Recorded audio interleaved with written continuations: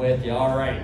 So are you folks ready to bring up your player panel? Woohoo! Okay, that's very exciting news because whether you wanted it or not, we were doing it. Okay. All right. Very excited to welcome this first gentleman to the stage. Okay. This guy has been on the podcast numerous times. He's always very generous with his time, which is really being exemplified being here tonight. So make some noise and welcome to the stage, starting pitcher for the Toronto Blue Jays organization, Chad Dallas, everybody! There he comes. Thank you so much, my guy. You get mic number 2. Here you are. But we're not done yet. No, we're not. This gentleman also has been on the podcast numerous times. He plays first and third base for the Toronto Blue Jays organization. Welcome to the stage, Riley Tirotta, everybody!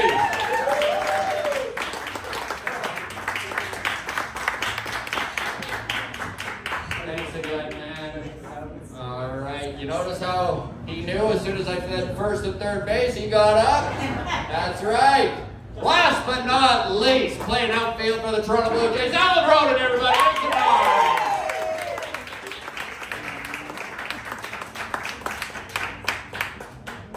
Being here. All right. Mr. Dallas, first time in spring training where you've kind of been on the IL. How has that been? I mean, it's a little weird, I'm sure. Yeah. Is this one? You're good? Okay, all right, sure. It's different, but it's nice. I have a little more time at home, especially with wife and 3-month-old baby here now. So, it's definitely different. We have not starting early, but it is early, so that's tough on my part. But I should probably just go to bed earlier. But they're starting to throw now. We're back to throwing to about 60 feet, and everything's feeling pretty normal. Just still working on getting stronger, getting timing back together, and but yeah, a lot of time at home is nice. How difficult was it to, are you throwing full bore yet? Like, are you kind of, and was there like a mental thing to jump over before you were like really able to let her rip? Yeah, so we're about, I think the highest velocity I've hit is like 73, which is not gonna cut it. Yeah, exactly. But it's super exciting. You take the small wins when you're in rehab, and there was somewhat of a block, but once I was about to make my first throw, I just kind of told myself, hey, it's either gonna hurt like hell or it's not. So just kind of tried to throw normally, not try to put any extra oomph on it, and it turned out pretty good, so I'm happy with that. By the way, Chad came in the brewery today and he was a little sore on the left arm here, holding his daughter all the time. He doesn't want to mess with his right arm going through Tommy John here. How is the left, buddy? Is it you're getting through here? The left is tender. But I've talked to the PTs with the Blue Jays, and they've happily agreed to help me out with my left trap and keep it loose for me. So it's nice. Love to hear it. And Riley, you got give it up there, absolutely. Riley, you made a start yesterday in Bradenton, getting your feet wet at first here in spring training out of the gate. So I'm curious, when you are in a position in spring training where maybe you're coming into the game in the 5th or the 7th, and Alan, obviously you can feel free to answer this too, right? Where you don't really know when you're going to come in and play. How do you get ready for that? And obviously, I'm guessing you just prefer just to start right out of the gate. I think,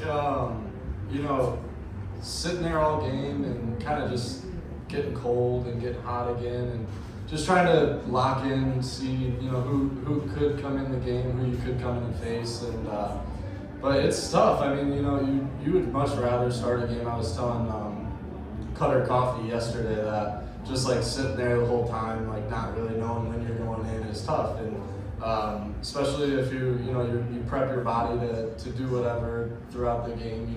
Pitchers not necessarily, but for me, I like to get my feet going. My Achilles, I kind of dealt with some injuries there before, so it's tough. Just kind of like jumping around the dugout the whole game, trying to stay locked in. But I think everybody would much rather start, but it's kind of just something.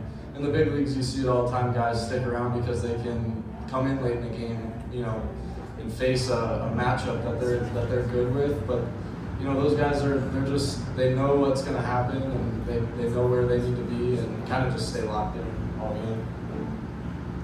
Yeah, I think for me it's spring training, and you take what you can get, and you do the best you can, but it's just about how you handle the situation, less about the results, and just more about how you handle it.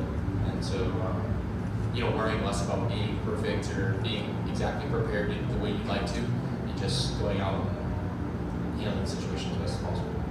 Health is a funny thing, right? Because you don't really appreciate it until you don't have it, right? And I can imagine Riley coming in healthy this year compared to last year. Just that alone feels good. Yeah, and you get to train. Like last off season, I kind of was still dealing with it from the year prior, so it was always in the back of my mind, that something may happen, or I might have to take a couple of days off here and there to train. But this off season was great, just getting after it every day and looking forward to something next year. You know what I mean?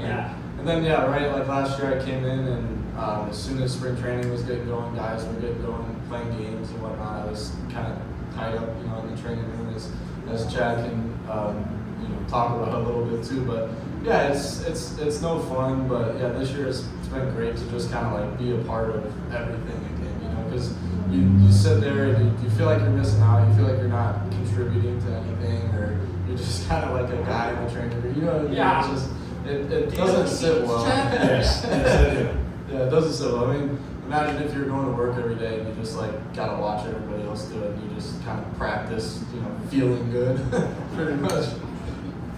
Practicing feeling good. Right. Alan, you had a dinger yesterday, and let's face it, man, you started pretty hot. You started pretty hot out of spring, but you also just said it's spring training, I can take what I can get, right? How do you kind of reconcile this hot start and not think too much into it, and also just enjoy it?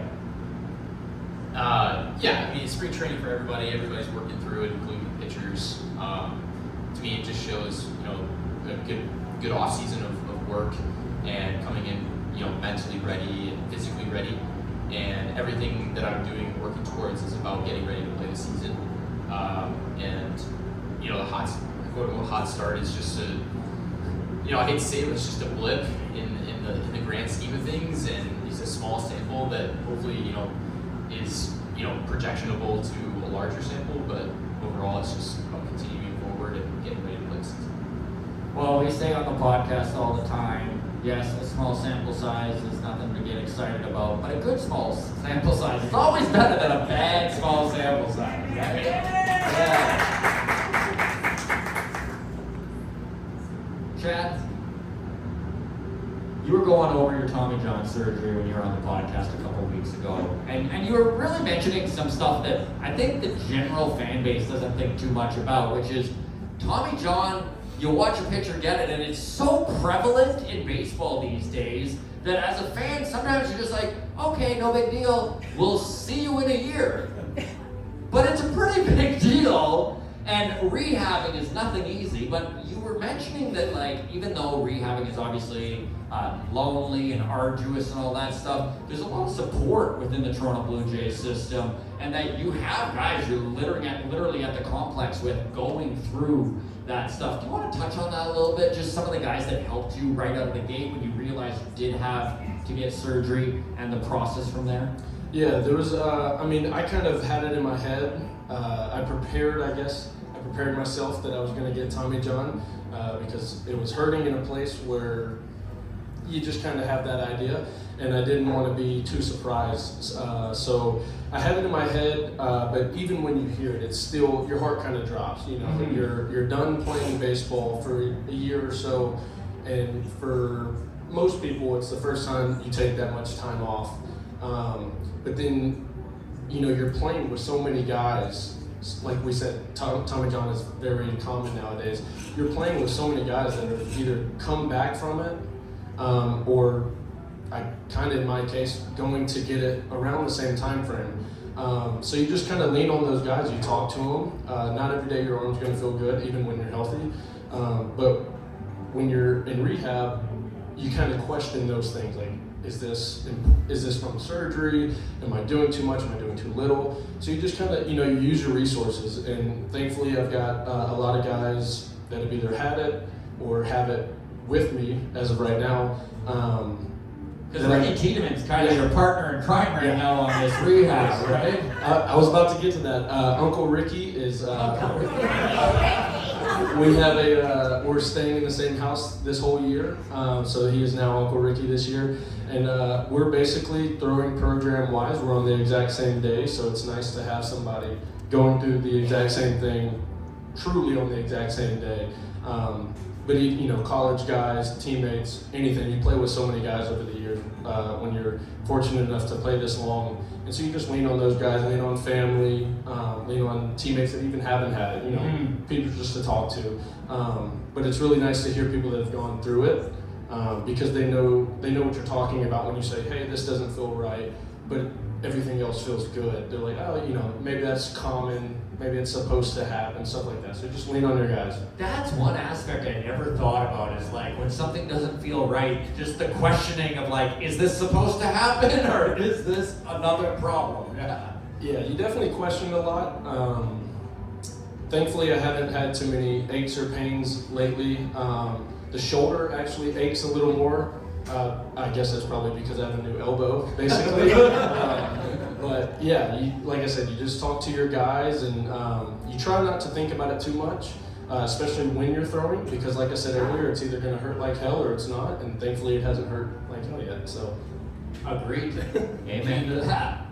All right, Riley, I know that watching you play in Buffalo last year, it was very impressive to watch how you could play both first and third base and how you literally would switch within the game sometimes. And as much as people like to, and Alan, even with you here, you can jump in as well, because I know that people just say outfielder, and that's just all the same position. But obviously there's more to it than just you're playing basically the same position. So what do you do to make sure that you're staying fresh at first and third and ready at both positions?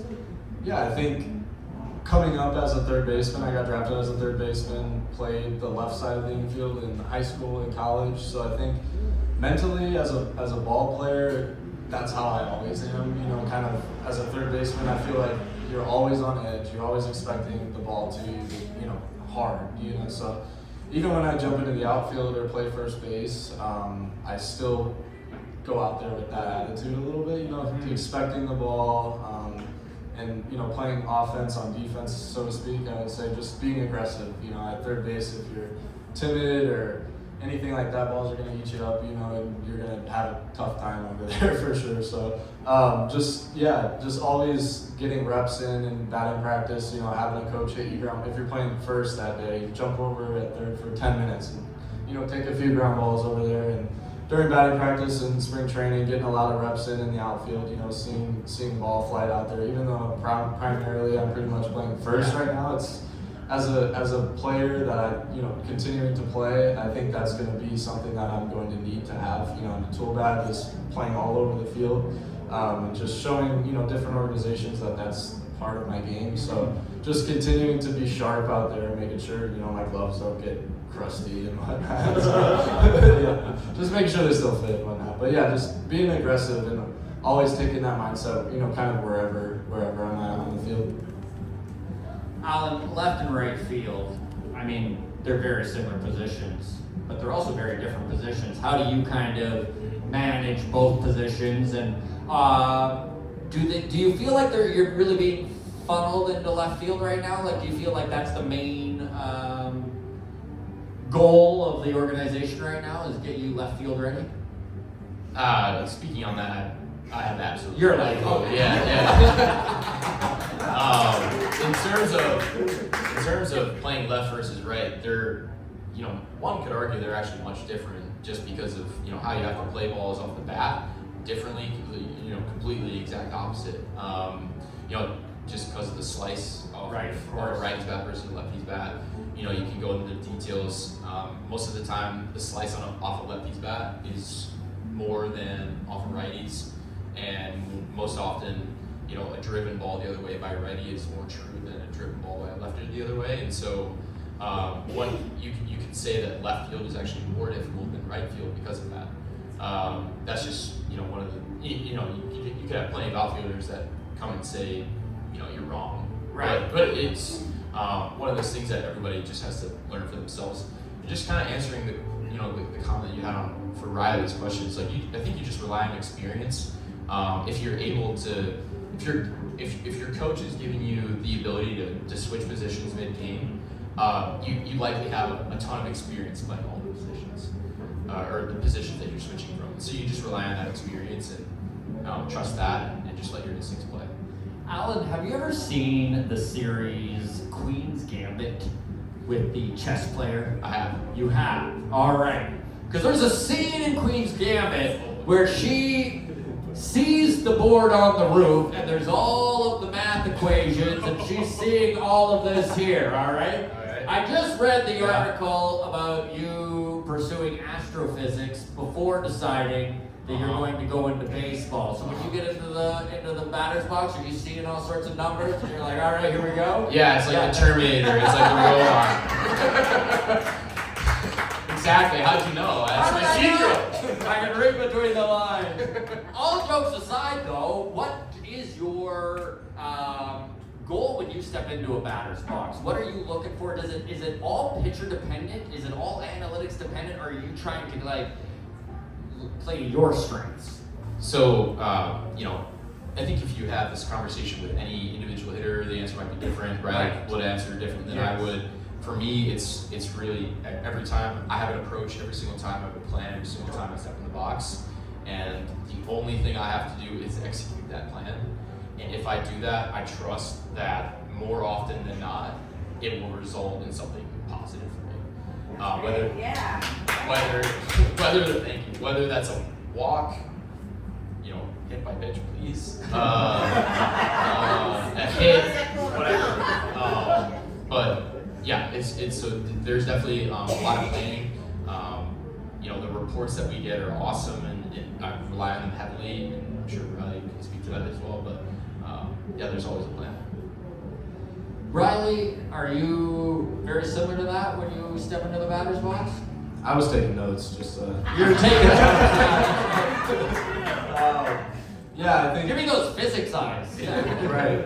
I do. I like the reports, like Alan spoke on a little bit, just getting the reports from, the hitting coaches. They go into crazy detail, and, everything that you could think about or want to see in a pitcher is on a sheet of paper in front of you. And I think just knowing what works for you, what you want out of that sheet of paper, and what is going to help you go into the at-bat prepared.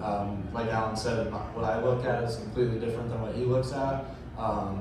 But like he also spoke on earlier, leaning into the experience and leaning into the ball player that all three of us are, and that guys that we're playing with are. And I think that sometimes that's lost a little bit in, instead of going out there and, playing free and playing like the game that we played forever, you kind of dive into, a little too much of that, and you could lose sight of the big picture, you know what I mean? You could be looking for a single pitch that a guy throws, but if you're not watching the game, the entire game, you realize he's not going to throw that pitch if he's a starter because he's not throwing it for the strike or whatnot. So I think I like to play a very free game and a very basic game. When I'm at my best, I feel like I'm not thinking about a whole lot. I do have, I know what that pitcher has, I know what he wants to do, but I'm not really thinking about it up there. I'm kind of just, I like to say, see ball, hit ball. And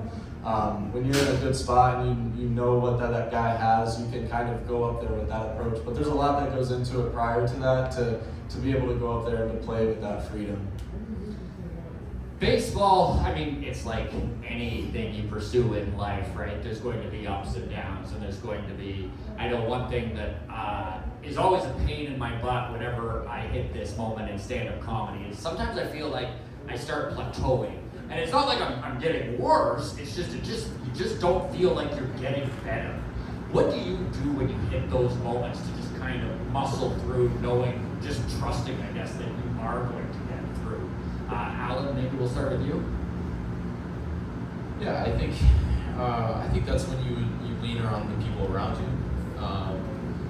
I think for myself, a lot of my career has come from a pretty decent amount of self-introspection, and so when I've hit moments of plateauing, it's like, okay, I'm missing the mark here a little bit. I need somebody to kick me in the right direction here really quick, and that seems to do the job. And I think that that can apply to anything you do, but sometimes you can't always figure things out for yourself.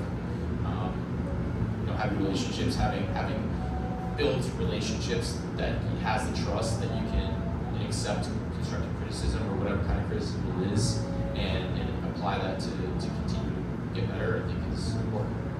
Chad, how many times throughout your career, maybe that's the wrong way of phrasing this because I don't need a number or anything like that, but like, how often have you had a moment very similar to how Alan said that sometimes you just can't almost see through the forest on your own, and then someone points something out and you're like, of course? Yeah, I think it's happened probably more than even a number that I would guess. Pitching is definitely like a very individual, but at the same time, team aspect. I mean, I need all of these guys on defense making plays for me, even though I'd love to strike everybody out. That's not, it doesn't happen. So, I don't know, you lean on, even hitters or position players sometimes see things that I'm doing.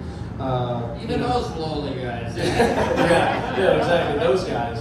But no, I've played with these guys enough to where not necessarily they will see it, but they could see maybe something's different.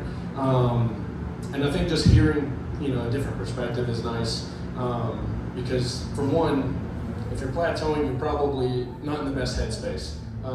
You're thinking about too much stuff. You just need somebody to tell you to shut up and keep it simple, even though that is not simple sometimes.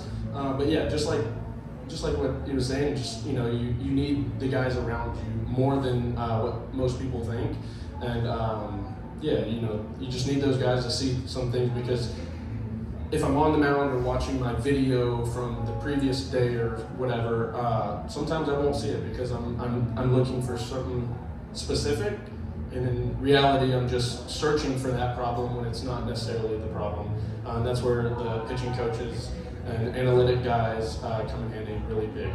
And this is one really cool thing about all three of you is that you all have kind of come up together, right? I mean, you all played on the Canadians together, I think, at one point, right? You were all on the Canadians, the Fisher Cats all together, and the Bison all together. So there's got to be like a little bit of a comfortableness with each other. Riley, do you find that just like when you're needing to get through to the other side of a plateau or a slump or whatever, being comfortable with the guys and feeling like you can go to them with this? 100%. Yeah. I think, like Alan was talking about, just like the work that we put in kind of is shown in 3 or 4 hours a day, but we're at the field at noon for a 7 o'clock game. So going through rough patches, you want to build a routine, you want to build things that you do every day, whether that's just a routine in the weight room or a routine in the cage or a routine on the mound for Chad or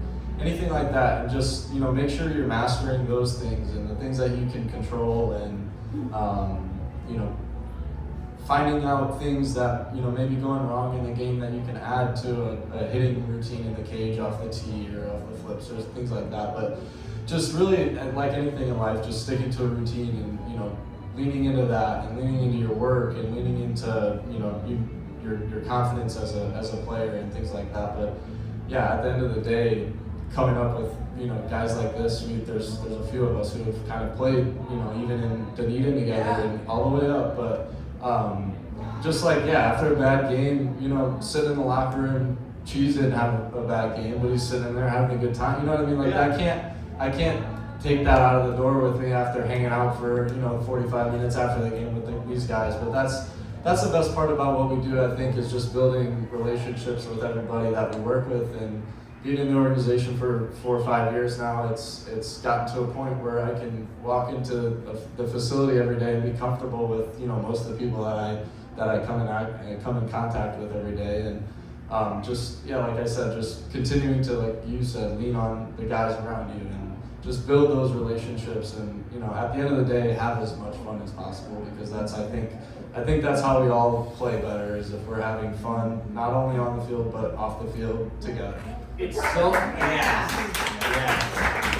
And it's funny because it is so cliche to enjoy the ride, but literally, that's what it's about, right? So, 100%.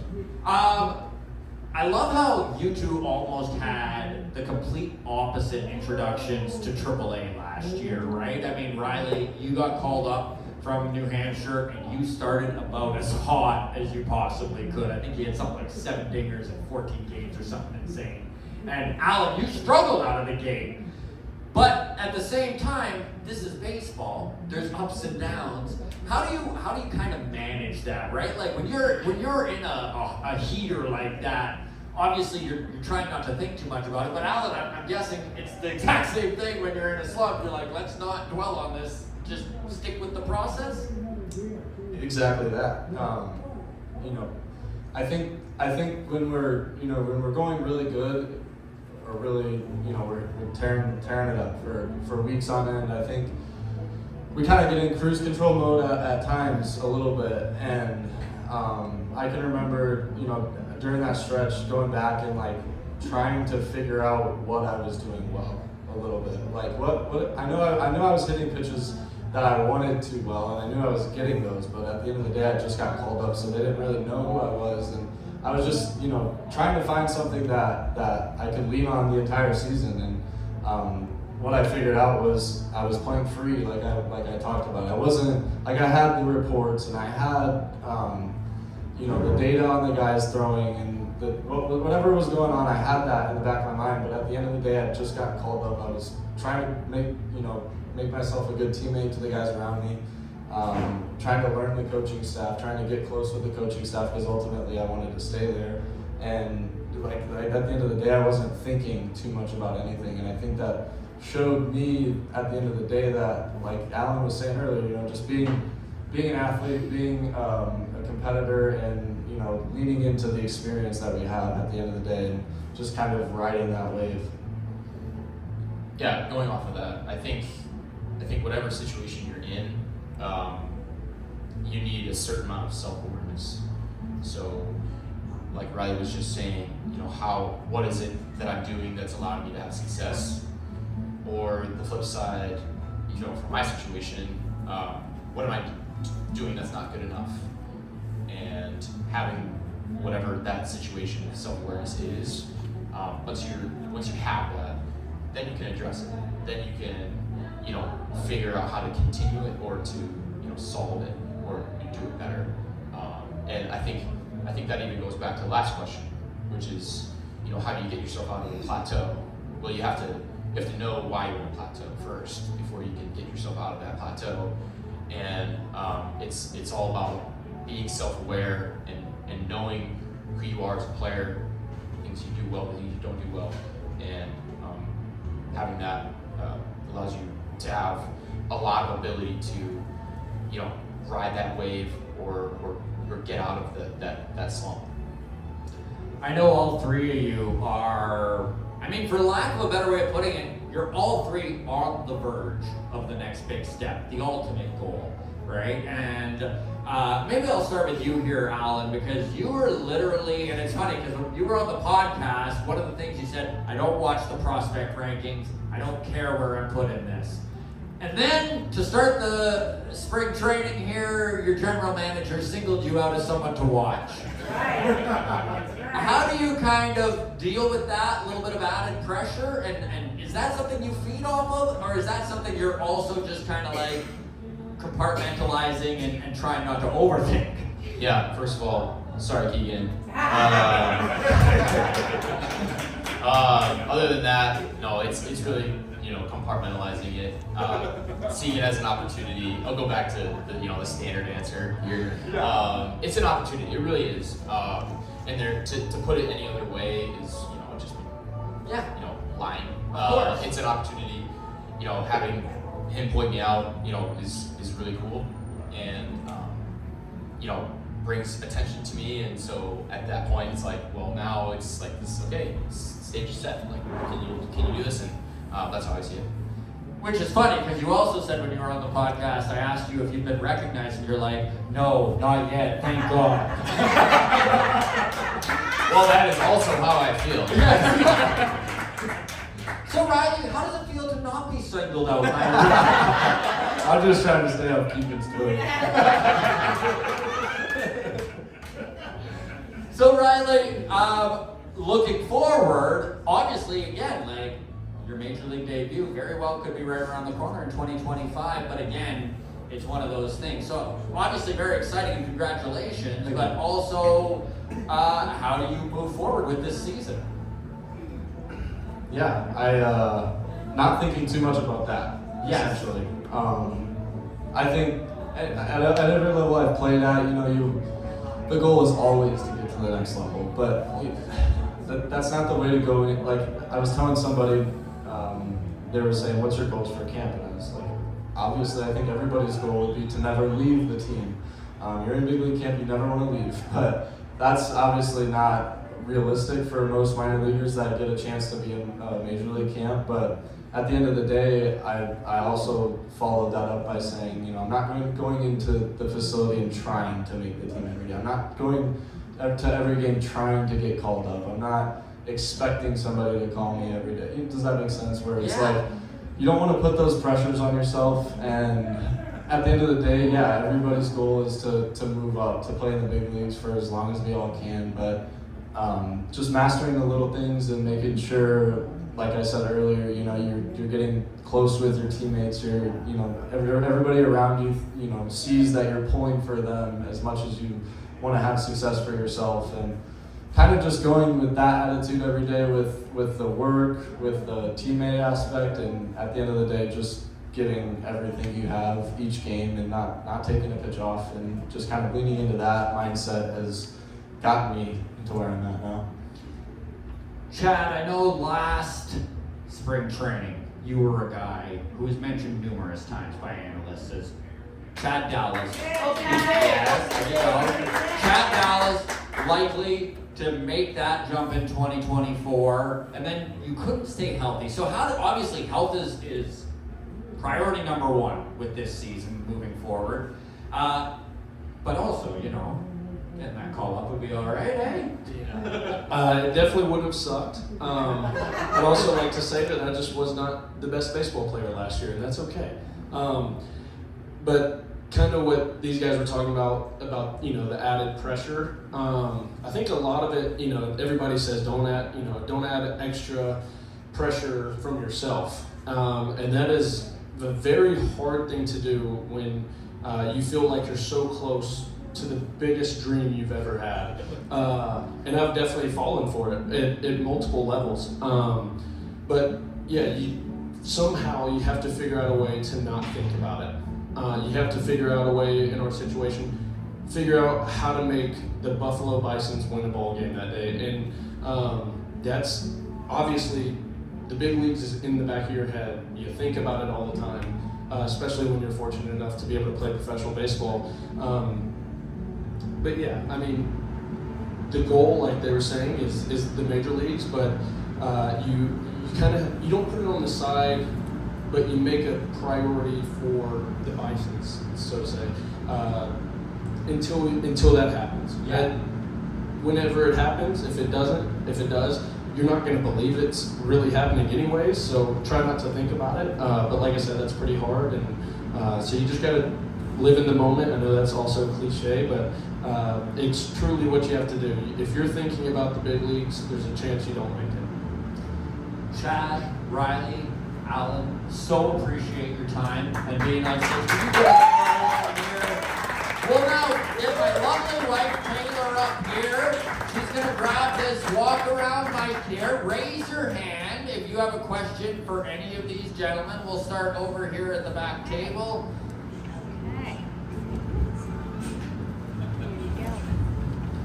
Thank you. Well, Scott, you stole my question for Alan, but for Riley, I believe you jumped from Vancouver to New Hampshire, I think in 2023, if I'm not mistaken. And last year you were at all three levels, DUNEDIN and all the way up.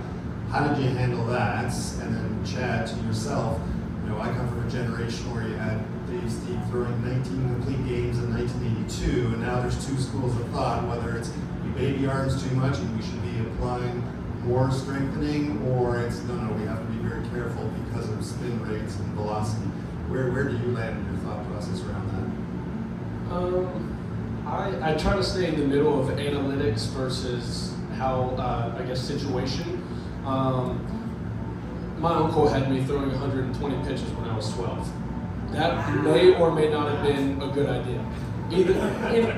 No matter what. Like I said, I try to stay in the middle. I definitely think that analytics have a big part in baseball and in sports. Whether it's a good matchup for me, or maybe we bring in somebody from the bullpen and he has a much better chance analytically. But also, you just got to read the situation. I personally would have never gone 9 innings. I would love to. I think that's one of the most dominant things you can do as a pitcher, other than obviously no hitters and perfect games, which are very hard to do. But I've always, when I take the mound, I try to think it's my game. Casey, for example, this year, Candell has to come get me. But it's my baseball game until that happens. But I don't know. I like seeing starters go deep, but I also understand when maybe it's time to bring in a reliever. But I'm all for starters going deep. With the getting called up throughout a season, last year it was low A, double A, triple A for myself. The low A was more so rehab, getting back into games and doing that. But at the end of the day, I was 25, around 19, 18, 21, 20-year-olds, and so I was definitely the older of the bunch, and I had a chance to. I probably played 6 or 7 games with them over the period of 2 weeks, so I was there quite a bit. And for myself, I felt fine at that point. I was just getting innings in and kind of building up to go back to New Hampshire. But at that point, I felt like a lot of guys were talking to me about my approach or my swing or the work or things like that. So I felt like that was an opportunity for myself to kind of help out a little bit in a situation that I can remember getting drafted in and being like, oh my goodness, what is this? So seeing younger kids at that point was very nice to kind of help them out and just be in that environment. And getting called up in a season is different. Like I said earlier, I think you join a new team and you're Double A to Triple A is, I think, the biggest jump in baseball. And I obviously haven't been to the big leagues yet, but from my perspective so far, I think Double A to Triple A is the biggest jump. And I think not so much as a speak in the talent level, it's just more so the concentration on the little things in the game, doing them right, and making sure you're running the bases the right way. And in Double A and High A, I think we had a little bit more freedom to just kind of go play. Whereas in Triple A, I felt like I really heightened my skills as a baseball player in the mind, and playing with Votto and older guys like that. Just hearing from them and how they think about the game, and knowing the situation as a first baseman, talking about knowing how fast each guy is. So depending on what ball I get to my left or to my right, where am I going to go prior to the play even happening? Whereas before, I'm in the mindset that I need to make a play, and so just going each time you move up a level, I think you want to surround yourself with the right guys and show them that you're there to work and you're there to perform and play hard and be a good teammate. So I think that's the most important part about getting called up each year. All right, let's get a couple questions over here before we move on to the media panel. Thanks, and thank you, Riley. I was actually going to ask if you picked anything up with Joey Votto time in Buffalo, so that's cool.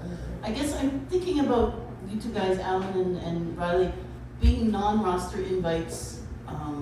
What do you think that experience has brought to you in terms of access to, not necessarily all the analytics we know about, but the coaching that you may not experience if you're one of the guys? I think, Alan, I remember seeing you play last year in some spring training games. I know that guys in the minor league complex will come over and play in some games, but being there for the whole time and access to what you're experiencing then, what do you think you're gaining in terms of advancing your careers by having this opportunity this year? I think you know what you're talking about.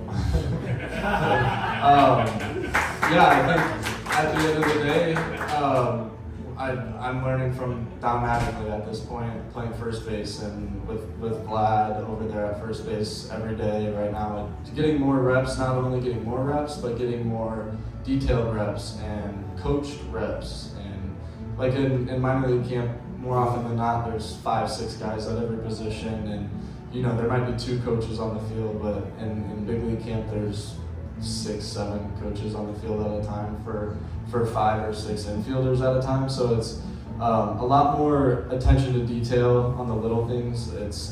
At times it can feel like everything I do is getting critiqued right now, but at the end of the day, I think that's what we want.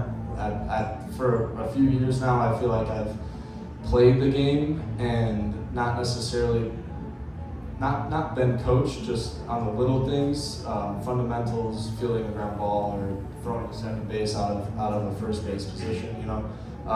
Just learning the true proper way to do it has been a great thing, and learning from guys that have done it at the highest level for many years, and guys who are currently doing it at the highest level. So it's been a blessing. Yeah, going off of that, obviously there are advantages in terms of just baseball, expertise that you can have in Major League camp.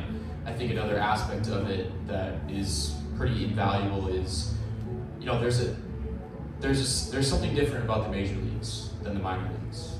There's a certain piece of the environment that's different. There's I guess it's hard to put a word on it, an aura, an energy. It's called the show for a reason, and I think that's a good way to say it. Learning how to deal with that environment, learning how to immerse yourself in it and not become overwhelmed by it, not become consumed by it, is incredibly important. Being able to put that aside and play your game with all that stuff happening around you is absolutely necessary once you make your debut or play in the big leagues. To have that first is necessary, and so that's a huge piece of big league camp. All right, we got one more quick question here. Hi there. First of all, congratulations for making it this far. Okay? You don't realize how far you've come, and you're just like right on the verge. One of my favorite players was Curtis Granderson, and he always used to write on his bill, "Don't think, have fun." How hard is it for you guys to actually have that and to be able to think that? Because doesn't that make you play better that you're having fun? Yeah, I think one of the biggest things is you can change your own story. You can change the story of any situation. You can turn, when you're standing in the box, from "oh boy, here we go" to "oh boy, here we go." You can change your own story at any time, and that's exactly what that is at any moment you can change your own story to something that turns something negative positive. I think on that, let loose, have fun. The best teams are always the best group of friends, or there's always a story or something about the team that either have good camaraderie. It's because, for one, you're playing with your friends and you're loose. You're just having fun. obviously, when you're struggling, not that fun. But when you're playing with a group of guys that you know so well, you get along together. You're not just co-workers or teammates. You're also, you're having fun with your friends playing a child's game. That's when you play the best, like you were saying, is when you're just truly just playing the game to win instead of, searching for different things. I don't know. If there's any kind of separation between a team, they're usually not going to be that good. So good camaraderie, having fun with your teammates, even coaching staff while you're at the field. They can, create an environment that's really enjoyable, and I think that's very, fun and good stats go together. Gentlemen, thank you so very much for being here. One more time, everybody. Give it up for John Dallas. Give it up for Riley Tirotta and Alan Roden. Thank you so much, gentlemen. So appreciate it.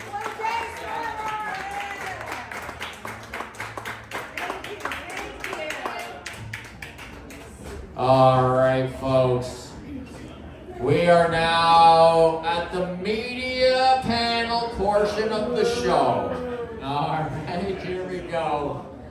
So, number one, I hope you folks understand how generous these gentlemen just were with their time. They're doing this out of the goodness of their heart, so truly appreciate it, guys. Thank you so much. Darn well we're all rooting for you. And on that, let's welcome to the stage your next set of guests, all right? This first gentleman from MLB.com. He's done Baseball Town numerous times, a seasoned vet. Give it up for Keegan Matheson, everybody!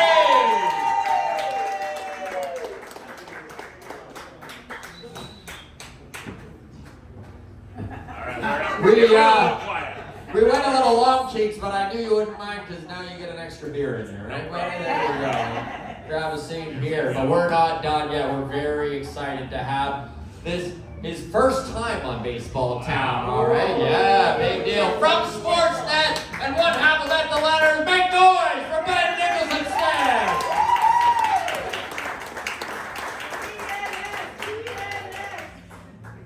That's right. See, me and Ben were talking on the back that not only do the acts typically get better, if you're at a music festival, which I think we're doing the reverse, we're not used to having better questions asked. So we're getting kind of pantsed here tonight. This is great. I love those questions. This is fantastic. Yeah, great questions, great answers. So yeah, it's all downhill from here. It's all downhill from here. All right. Well, Keegan, thank you again for being here. And for those of you who don't know, this gentleman here actually has a book coming out in June. A franchise, yes. And it's even available for pre-order already. It sure is, where good books are sold. But June 3rd, so it's going to be an exciting start of the year. I'm excited I'm not writing it anymore. It's just for sale, which is what I like. Just back to reporting on baseball, right? Just the same old, yeah. Very important work. Very important work. Ben, so thrilled to have you here, my man. Hey, this is great to be here. Oh, yeah. Some familiar faces in the crowd and some new ones as well. So I know. You just had your article out where you were talking about Alan and his astrophysics dream at the time. That's right. The switch yes. to baseball. That's right. Really enjoyed that. Curious, when you're writing an article that isn't necessarily the nuts and bolts of baseball, how that comes to you. Like, how did you find out that Alan was into physics, and were you like, you know what? This is a story. Well, so at first, and Alan can, feel free to refute me on any of this if I start to veer off course here. This is a player's dream. Shut down the media as we speak. There's still another mic up here, so. But at first I was talking to Alan just, knowing that he was very close to the major leagues. So thinking, okay, this is like a very good baseball player, let's have a discussion about baseball. And then as I was kind of progressing, someone said to me, oh, did you know that his parents were physicists? Which is not right, but, so I asked him, are your parents physicists? And he said, no, I think microbiologists and soil scientists perhaps. And but he told me about his background in astrophysics. So then I thought, okay, this is super interesting, and then it became a story about obviously how I'm a baseball player and also his very unique background. All right, gentlemen, let's dive into the Blue Jays here. Keegan, when you're at spring training, which you become, do you feel you're a vet at this point here in Dunedin? Man, king of spring. Yeah. It's that like 40-night check-in when you get there, and the girl at the front desk always has this pause in her voice. Mr. Matheson, you're here for 40 nights? And I say, hell yeah, we're here. We're here for the spring, but it's a good place to be. It's a great place to be. Love spring training, but what are you, when you're at the field reporting, what are you looking for stories? Because obviously you need to write one every day, and Yeah. sometimes the nuts and bolts isn't necessarily going to do it. Yeah, so early on in spring, you walk in and you say, okay, Vladdy day 1, Bo day 2, whoever's day 3, it comes out pretty easy.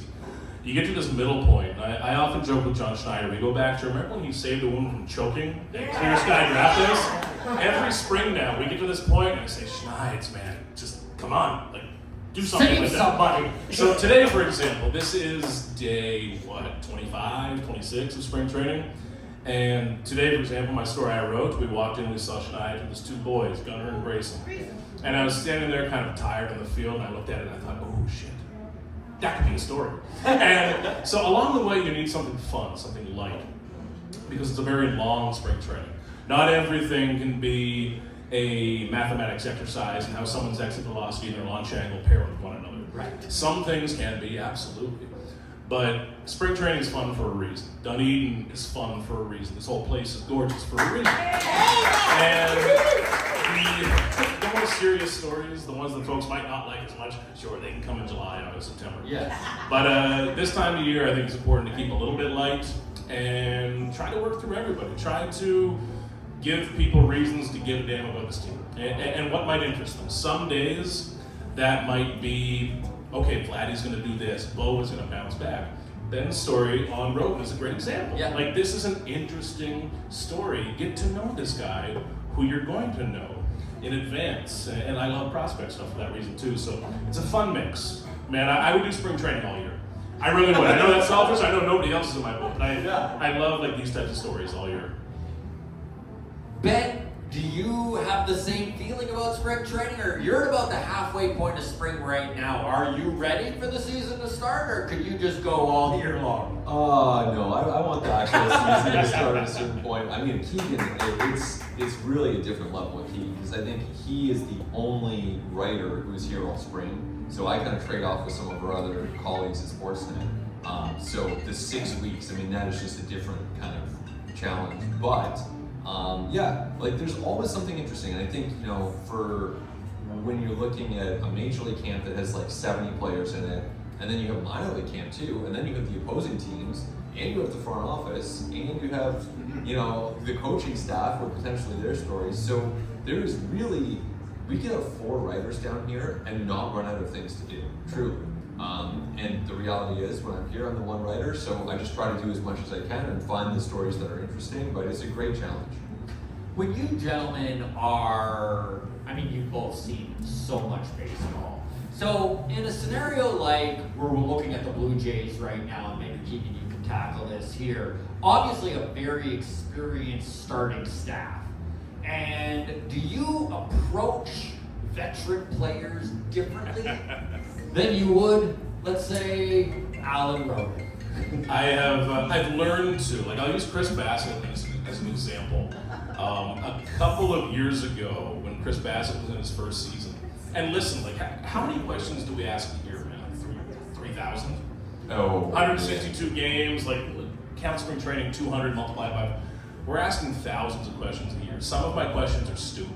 You know, they're really not all good. I don't bat 1,000. I promise. 990, we'll call it. But I remember Quit fan basing. Like, don't say that. They're all amazing. But veteran players, Matt Scherzer is another good example of this, but Chris Bassett's a great one. Where his first spring, I think he came out and he threw 97 in his first start. And a mistake I make often is getting too eager. So I got a little over my skis and I came down. It's February. for Christ's sakes. And I came and I said, Chris, you topped out at 87.9 today. And he looked at me like I was the stupidest man in the room, because I was the stupidest man in the room. Understanding a veteran's tendencies are important. Max Scherzer being a great example.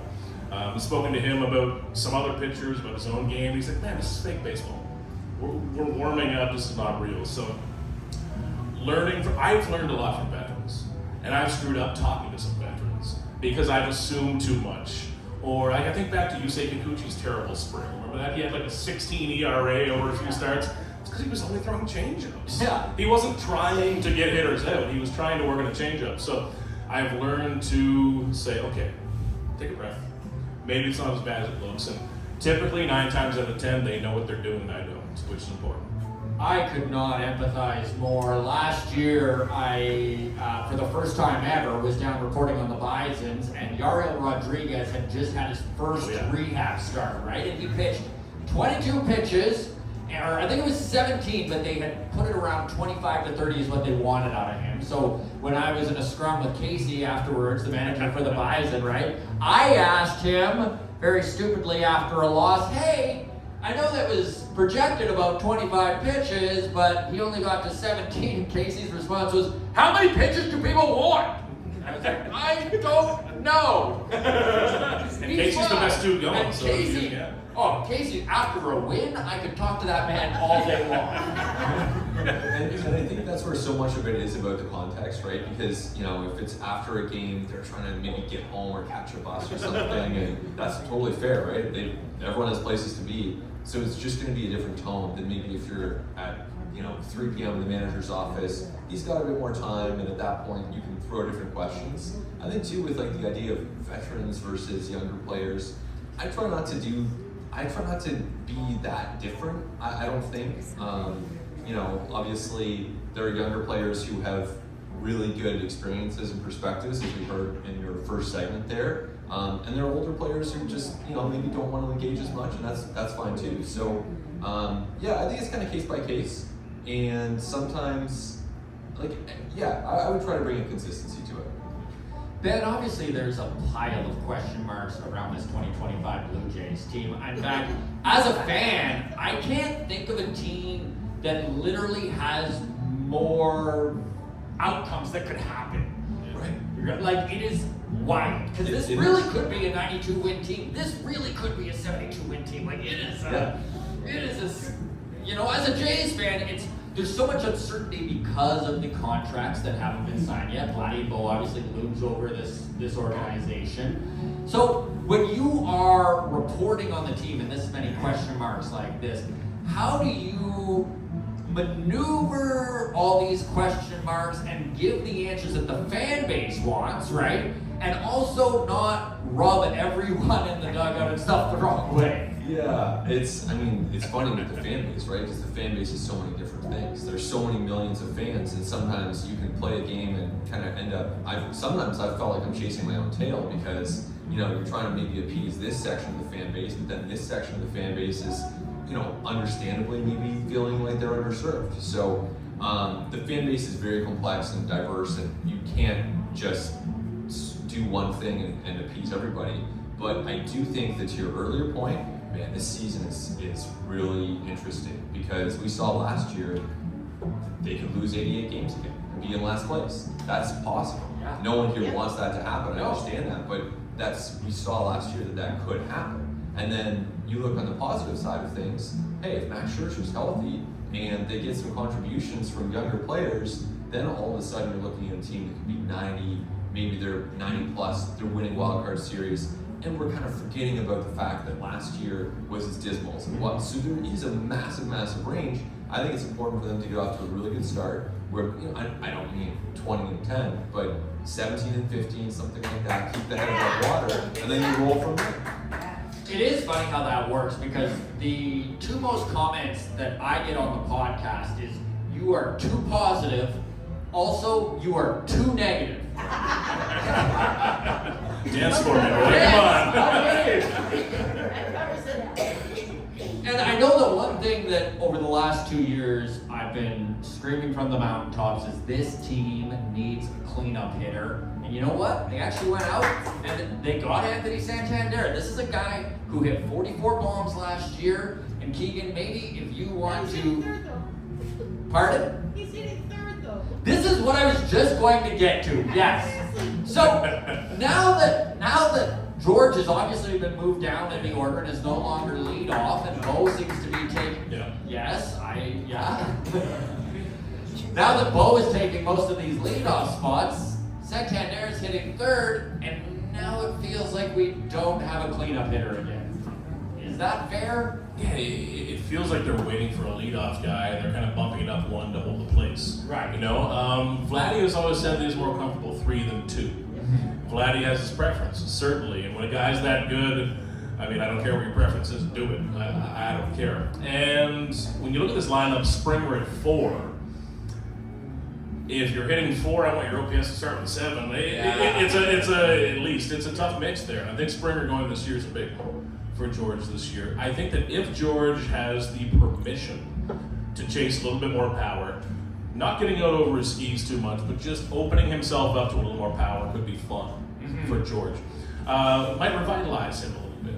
Bo in the leadoff spot, man, I think is fun for now. We spoke to him today, me and Ben did, and he was talking about how there's 2 ways to go about being a leadoff guy. Number 1 is you see 15 pitches, you slap hit, foul 13 of them away. Or you can just blitz a guy, you can go and punch a guy in the mouth. And Bo is a pretty fun option in that sense. I don't think it's the long-term, well, I mean, obviously, I don't think it's the long-term option there. But if Bo goes out against a guy who he really knows likes to throw a first pitch fastball, like that's something that gets talked about in the club. Like I think we hear a few times a year where guys will be going around being like, yo, this dude pitching today, he's throwing a first pitch fastball 15 starts in a row. Like jump his ass. And Bo's the perfect guy to do that. Like he wants to swing so bad. I've never met a man who loves swinging more than Bo Bichette. Like he wants to get on it. His swing is so incredible. I think he's going to have an incredible year. And you might as well get him and Vladdy as many ABs as possible. 1-2 is a pretty good way to do that. I think it's really interesting because I understand it and I'm fascinated by it myself too, the lineup decisions and how you sequence these hitters. But when we look back at last year, the Jays used 152 different batting orders in the 162 different games. And I know, but it's not just them, it's not just Schneider. For a sport that's constantly like consistency, the process. But I do think that's kind of how the game has evolved, where maybe, when I was a kid growing up, it was like, all right, you've got your 1 hitter, your 2 hitter, you've got maybe Joe Carter, your cleanup hitter, whatever it is, and everyone's like happy with that. But now there's just a lot more tinkering, which that is the way it is. The Dodgers do it too, the Yankees do it too. It's not just a Blue Jays thing. And so we're going to continue to see that. So as much as Keegan and I were like very happy to have an easy story with that Bo Bichette lineup, always. But it's going to evolve as the season continues. Speaking of Joe Carter, fun little thing to do when you see older people in Phillies gear, just smile at them and say, Joe Carter forever, baby. Ben, I would love to hear your thoughts on, because I know we've talked about Andre Jimenez numerous times, but Ben, I would love to hear your thoughts on Andre Jimenez, because personally, I really liked that acquisition. Now, honestly, when it first happened, you did need to wrap your head around the fact of, oh my God, is this team doubling, tripling down on defense? But there is a lot of upside to this guy. Where are you at on Andre Jimenez, and where do you think he fits into the lineup? Because if he can augment his bat somewhere between 2022 to 2024, somewhere in the middle, leadoff wouldn't be a horrible spot for him. Yeah, it's interesting as far as where he's going to hit. I'm not sure exactly, but it sounds like they really want to have the speed in there. That's a really good dynamic to have on this team. So I think he can help offensively as like a nice 7 hitter to me. We'll see. Maybe he can be more than that. But the defense. I mean, the defense is really going to be a difference maker. And I just think for a team, we'll see if Barrios and Gosman can raise their strikeout percentages a little bit. And they kind of are working to do that. That would be really helpful if they could. But if they can't, then you're looking at a group that has a lot of contact, right? Chris Bassett, there's a lot of contact there. Bowden Francis, he's been incredible, but there's a lot of contact there as well. Scherzer, we'll see his strikeout rate is probably not going to be where it was, 6-7 years ago. So you need the good defense, and this is where to have Varsho out there, to have Andres Jimenez out there, that really solidifies things. And I think that's part of the Jays' vision. But at the time when it first happened, it was a good step, but they still needed the power. Now we see the whole picture with Santander. You can see a pretty good team that's been assembled here, and they need help. They need some, maybe some breakouts, but it really could be a competitive team. It actually kind of surprised me when I started to dig into the second base numbers last year, which did prove to me that I'm just a dumb comedian that doesn't really know all that much. Because I did not have it checkmarked or had that asterisk next to it as a problem. But when you dig into it, there were defensive problems at second base last year. No fault to Spencer Horwitz, who was literally playing second base for the first time in his career. But having that augmented defense at second, probably going to make a difference. Yeah, moving Spencer to second last year captured it well. And I love Spencer. Me As too. a hitter, as a dude, I think Spencer's a fantastic fellow, and seeing him, I hope he really takes off where he is. But when you are moving a guy at the major league level to that position, from first base, not from shortstop, it kind of shows you where you're at. But it also brings us back to the Jimenez deal. And I remember, Ben, when we were sitting in the winter meetings, which was where this year? Dallas. When we were there, and so much of this is we're trying to project what the first move is going to be, what will they do next? Shit, I didn't think it would be a second baseman. This is already a team that had 10 of them, and this is a team that is already brilliant defensively. That's not what I thought, so delete all the old stories. But I think the Jimenez move, if you had made that like the fourth move in the offseason, people are saying, hell yeah. Yeah. But when it comes as the first move, the first one. when people are looking for Soto, they're looking for Corbin Burns. The optics aren't great, I get it, but I think people are going to love Andres Jimenez this year. And it should also stop some of the cycling around of players. To a certain extent, versatility is a very good thing. At a certain point, having guys who can play a position really damn well is also a good thing. So I think that last year having that second base kind of a stop on this circuit, second base, left field, third base, it was kind of this train loop that ran through the Blue Jays. Eliminating second base, Jimenez is going to play about 155 games there, easy. Eliminating that, I think, simplifies things, and I think people are going to love the guy. I really do. He's a very viewer-friendly baseball player. He's just so good defensively. Yeah. I think he's going to make so many highlight reel plays. He's a really special defender, and I think that's going to nudge things in the right direction for this team. Yeah, this is the city that loved Orlando Hudson and shit. This is really gonna go off when he starts to get going. Jimenez, he's fast as hell. People are gonna love him. I think. Give it up for sure.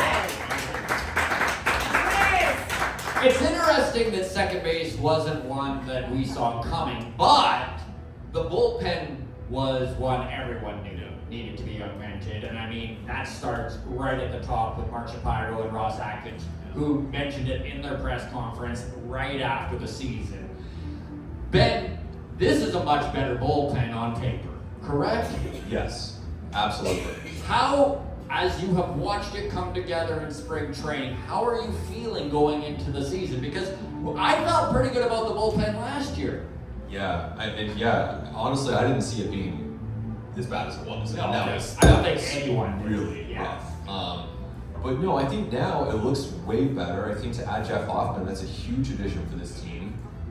Then you add in Jimmy Garcia, he's back, Sandlin, of course, we all know the names. So most importantly, I think at this point, it's just the fact that they're pretty healthy. And Eric Swanson, we'll see he's a little behind, maybe not able to break camp with the Jays, but overall, they have a strong group. And then you have maybe Tommy Nance, Ryan Burr, Brennan Little, kind of toward the end of that bullpen. Ryan Yarbrough, of course, brought in on a nice minor league deal. So I think it's enough to really compete. And they're going to need them too, because even from that first road trip of the season, New York, Boston, Baltimore, they're going to be in some rain delays. They're going to be against some really good offenses, right? Juan Soto, Francisco Lindor, like that Red Sox lineup. You're going to need those guys right from the jump. Not a lot of off days, so they'll be used heavily.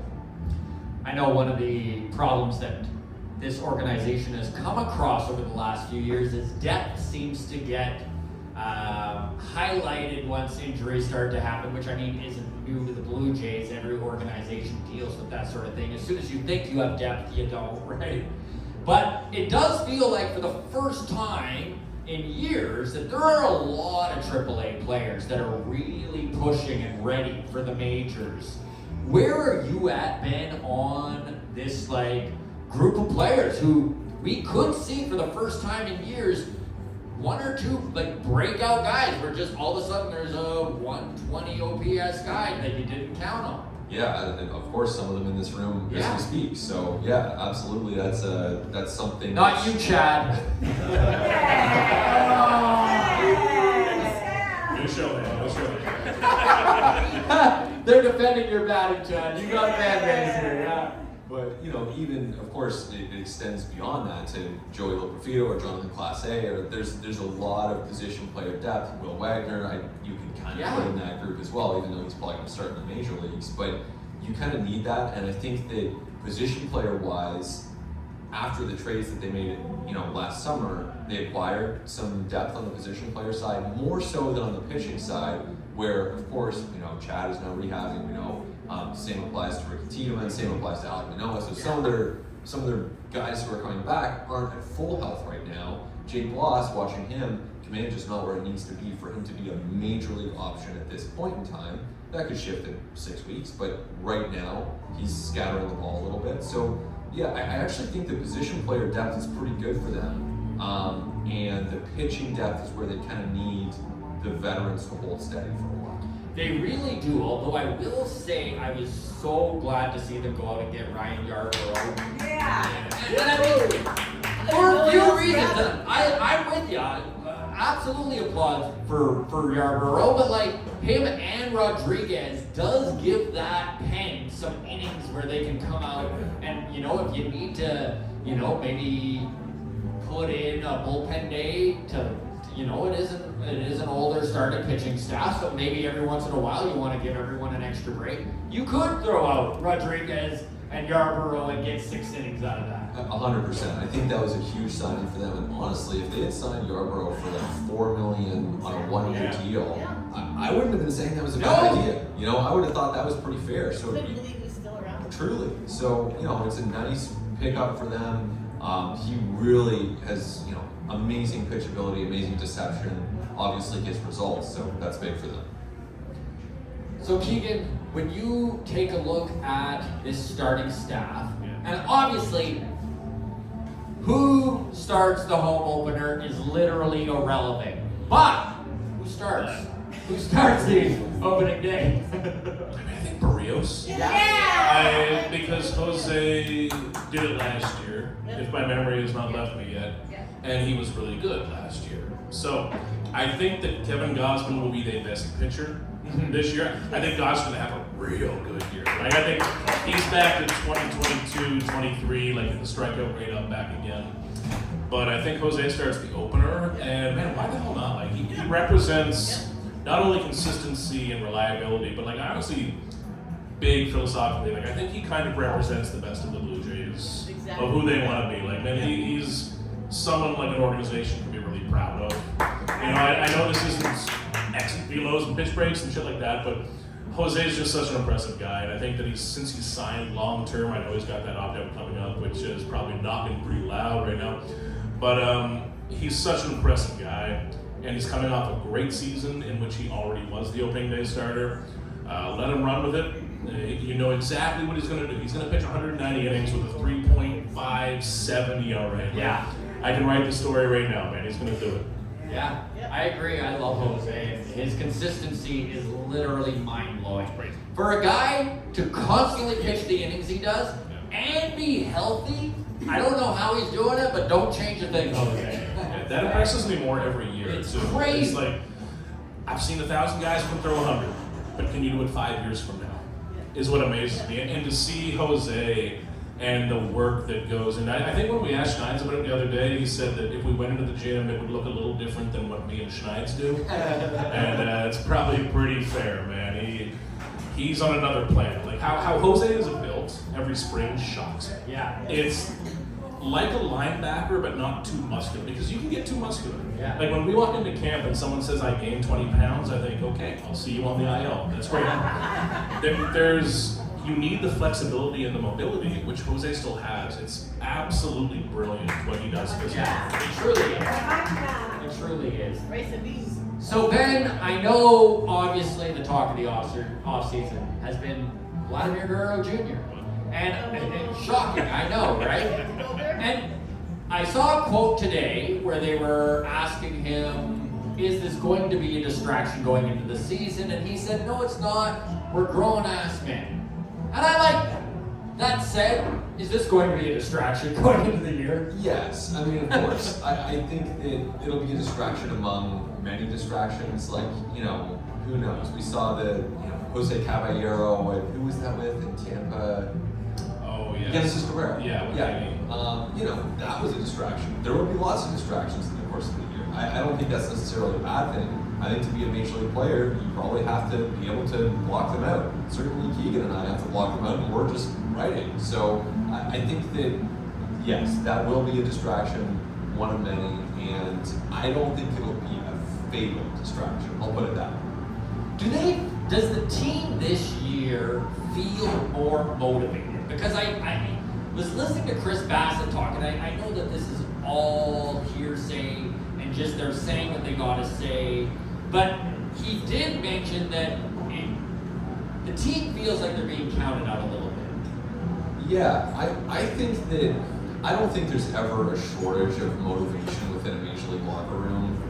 Maybe the last weekend of a season when you literally start seeing them pack their bags. Right. That would be like the one exception. But 99% of the time that I've been in an MLB clubhouse, I'm like, yep, these guys are motivated, they're prepared. There is not a question about what they're trying to do out there. They're showing up with purpose.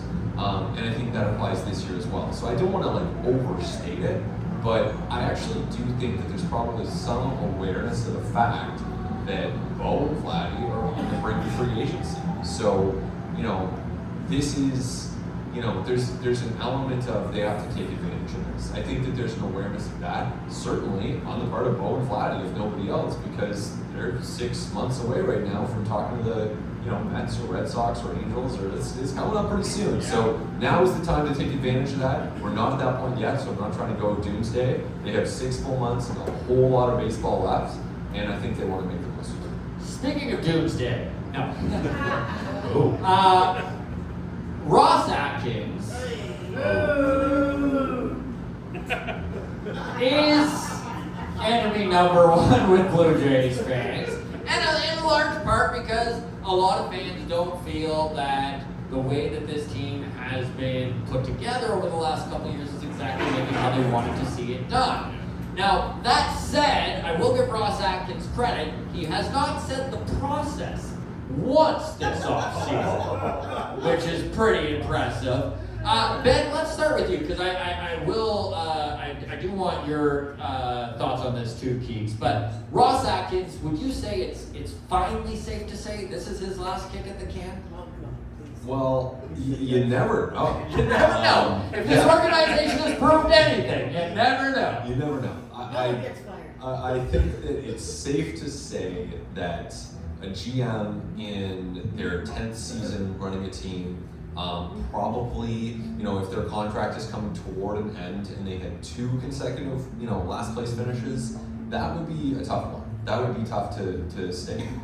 Clearly, Mark Shapiro and Ross Atkins have a very close relationship, and they trust one another. And Ross Atkins has had good seasons as a GM. He's had really bad ones. Last year was an absolutely awful season. I don't necessarily think that last year is an accurate reflection of Ross as a GM. I don't think that, but you still have to look at the totality of the organization. Farm system is not where we would expect that it would be for a team that has had some rough finishes. The major league team last year was very underwhelming. So, they need to improve. I think it's safe to say they need to improve, and I think that if Ross Atkins has another last place finish, this would probably be his last year as a GM. And if he has a first place finish, he might get an extension. Yeah. you know, I'm aware, of course, that fans have very rightful opinions about this, and it's a frustrating time. It has been a frustrating time to be a Blue Jays fan. Keegan, when you look at the team as it has been addressed this offseason, do you think Ross has done enough to address some of these holes going into 2025? No. But when you, so that butt was a little too certain. But when you look at this offseason going into 2025, I think it mirrors very well the first 9 years of this front office, where it's been going, and that I've often struggled with how to frame it because they haven't really screwed up a contract. You look around baseball, and I know George is getting to be 35, 36, this is how the world works. But when you look around Major League Baseball, a lot of teams have a guy where you look Anthony Rendon or something like that, where you're saying, holy shit, do we have to keep seeing this guy for the next 5 years? The Blue Jays have avoided that. Rendon, they don't. They don't. But so many organizations have those absolute albatross contracts. And when the Blue Jays have spent a ton of money, I think they've spent that ton of money well. But I think there's some magic missing. There's just some magic missing.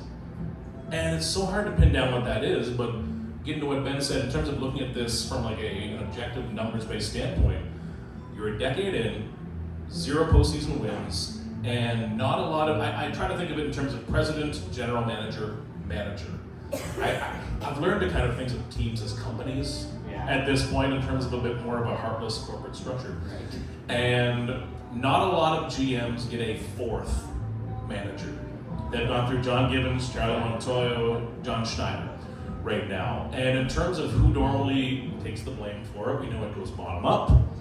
So at this point, it's, and Ben, I think we've been talking about the same thing for years, where it's like, this is the year. Okay, no, this is the year. But going into the season, I think so much is on the line, especially with Bo and Vladdy, which is going to hang over the season. And yeah, it's going to be a narrative all season long. If Vladdy starts out and hits 10 home runs in April, it's holy shit, is this leaving Toronto? Yeah. If he pulls a hamstring in April, it's oh my god, should he have accepted the, no matter what happens, no matter what outcome we see here, even if it's in the middle, oh my god, should they trade Vladdy? Every outcome comes back to Vladdy, man. He's the sun in the middle of this, everything else orbits around it. Keegan, Ben, thank you so much. Give it up for these guys, everybody! We will now take some of your questions. If you have any questions for these gentlemen, please raise your hand and we will get to them now. All right. We love you guys. Thank you so much. Thank you. Quick questions from both of you. Keegan, we talked earlier about this idea that the franchise, this front office is a bit recalcitrant when it comes to balancing celebrating the past and focusing on the future. Ben, I asked you this in the previous event. So Keegan, from your perspective, why is that the case? And then Ben, I'd love to hear from you about what do you worry in terms of the future of sports writing? From everything from chasing clicks to AI, everything, what would you say is that? I want to get to Ben's so but number one, if a statue of Ed Rogers is not enough for you, goodness. But it's, when I go to other stadiums, you know, I grew up in Nova Scotia on the east coast of Canada, where there's lots of Red Sox fans, along with Blue Jays, but because we have regional TV coverage up through Boston, that area. And I spent a lot of time going to Fenway as a kid, going down to Yankee Stadium because they were closer to drive. And what I remember when I was 8, 10, 12, 16 was seeing statues, was seeing a jersey that Ted Williams wore, or going to see, you know, a bat that Nomar played in a game with that I loved, or Mo Vaughn was my favorite player growing up, and I remember going to a Red Sox stadium and seeing like a bat he used, and gloves he used. You can't find that in Toronto. If you go to a Blue Jays game, you will be tricked into believing they were founded this year. And yeah, there's signs of it around the stadium. You see different players' faces and names. But Jesus, the history this team has, next year, we're coming on 50 for this organization right now. This is no With some longer very special moments. a new team. A few Yeah. moments, couple World Series, couple players that matter. That's a strength of the Blue Jays. And where I'll attach this to how they speak in a language of business I may not also speak, but you hear so often when the Blue Jays talk about the renovations they've done in the stadium, which sure, spectacular, lots of money, absolutely. If you want to go to a game but not really watch the game, whoo, you got options, absolutely. But so much of that I've heard is, listen, we want to create revenue, we want to create an attachment to this team that's not hinging on wins and losses. For me, the ultimate attachment to a team that's not based on wins and losses is a deep-rooted give a shit in the history of the team, beyond who's on the current roster. Because fans can tolerate a, 67 to 95 season like 2019. They can tolerate that if they loved the last generation and they loved the last generation and the last one. I think that's so important in baseball, more than any other sport. But where the Blue Jays are at now, they need a museum. They need a statue that's not the businessman who owned the team. They need to have Joe Carter skipping in bronze. They need to have Edwin with his hands up above his head in that wild card home run. All of those things. And it's sitting right there. I mean, for a front office that admittedly could use a win along the way, it surprises me. I'd love to see that come in the next few years, and I'm shocked it hasn't. Hey, my brother. You betcha. Yeah, completely agree. I think that's very, very well said on Keegan. I will answer your question about the future of sports writing, but just to chime in real quick on that. Yeah, I think that there's so much history of the Blue Jays. To start a museum, to put some statues, I think would be such a great gesture for fans. And it is something that Mark Shapiro has talked about as something he wanted to do, and he has not delivered on that. So to me, that is very clear. There's not gray zone. That is a missed opportunity to serve your fans and really connect with them and provide them with an opportunity. So I know that they're working on some stuff for the 50th anniversary of the franchise, as you'd expect, but there's room for so much more. As for the future of sports writing, it's a great question, and there might be some people, on this panel or in this room who have some great thoughts on that. For me, I am so consumed by the present of sports writing, where I am trying to get to Dunedin or Clearwater. I'm checking my Google Maps. I'm transcribing. I'm trying to get my food. I am not thinking about Just that. enjoying the ride, amen? Well, or just trying to make sure I get there on time, So it's really. I am not thinking about it on that level. It's much more daily. I need to meet I have to keep my bosses happy, or attempt to. We have time for one more question? Okay, let's do one more here. Honestly, one more time, everybody, for Riley, Allen, and Chad. Thanks for sticking around, guys. You did not need to do that. Thank you very much. One more time for Keegan and Ben. There we go. And thank you all for being out here. By the way, Woodwright Brewing. Take a look at this place, folks. Come on. For everyone on YouTube, if you get a chance to be in Dunedin, Woodwright Brewing, baby, this is the place to be. Didn't see that phone, would have angled myself a bit differently. I would have gone, I've had this leg, I would have gone with this leg up. This is bullshit. All right, here we go. I love it. By the way, thank you for that great question about the history of the team. As someone who travels, my goal is to hit all 30. I think we're on the other half of it now, and it probably is going to slow down given what's going on. But anyway, one of the things that disappoints me most is every freaking ballpark I've been to outside of Toronto celebrates the history, and ours is locked in those fancy suites downstairs. The little bit we have is in the whatever. Don't get me going about that one. But anyway. Thank you for that. I guess I'm wondering about you guys. We've got a new batting coach. Hopkins is there. We're seeing a lot of hits. I know it's spring training and the wind was up today and everything else. And we've also heard KK talk about when he went to the Dodgers, how he got information presented in a different way to him that he felt made him a better hitter, a better performer. And he's back with the Jays in some capacity. Any sense from what you guys are hearing on the ground about the differences those kind of pieces might be making to the guys and how they're approaching things specifically at the plate? Because I think that's where we need the most work. Yep. And thanks, guys. It's wonderful again, Scott. Thank you so much. Absolutely. Thank you. Hopkins was so impressive. I mean, number one, the guy looks like he can DH tomorrow, but hearing him speak, like he was excited as hell about hitting, which is number one, because the most important thing a hitting coach can do is get the trust from his players. The moment a player has 1% of, is this the right advice? Their dad has advice, their college coach has advice, their teammate has advice. The moment they start to go to hitting coach, that's tough. And I really think Poppins has just those personal skills beyond hitting. A lot of people know how to hit, but you need to be able to communicate that, and it's so important for him. But what I loved hearing from him, there were lots of like mixed metaphors, the right club in the bag, you gotta toss the halfback so you can throw it over the top. There's always gonna be some buzzwords. But for him, it was about getting to doing damage, which is a word I've come to hate because I don't know what it means anymore. But hitting the ball hard, hitting home runs, hitting line drive doubles, about setting yourself up for that. What I loved from Poppins is that he was talking about setting yourself up for those big opportunities, and if you screw up, that's okay. Set yourself up for that 3-1 count, that 2-0 count, and let it rip. And if you miss that slider by 5 feet, cool. It's 2-1, it's 3-2, you'll figure it out. But I think that a fresh voice is a very good thing there, and normally I don't care too much about a coaching hire until we see it for a while, but after we spoke to him, I kind of came away thinking, shit, like that was really impressive, genuinely impressive, Poppins. And he's had a lot of players, like Carlos Correa was one in Minneapolis, who really loved the guy and really vouched for him. So that was one, I've said this a couple times in the air, where when they made that hire, I had a couple of players and coaches reach out, which don't want to go out of their way to do, but saying like, shit, this is legit.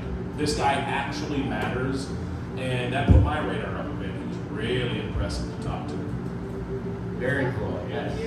Yeah. Anything to add here, Ben? I think Keegan said it very well. Yeah. Well, let's end it there, folks. One more time.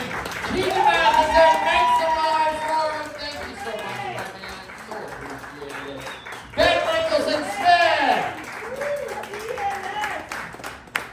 We're going for the most awkward dismount ever. Ben, thank you very much, man. All right.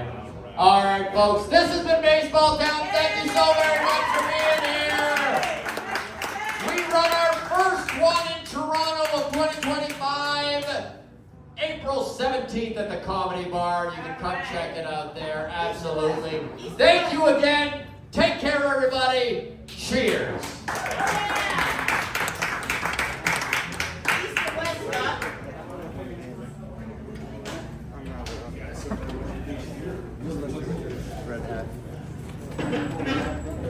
East or west? West. Oh, that's good.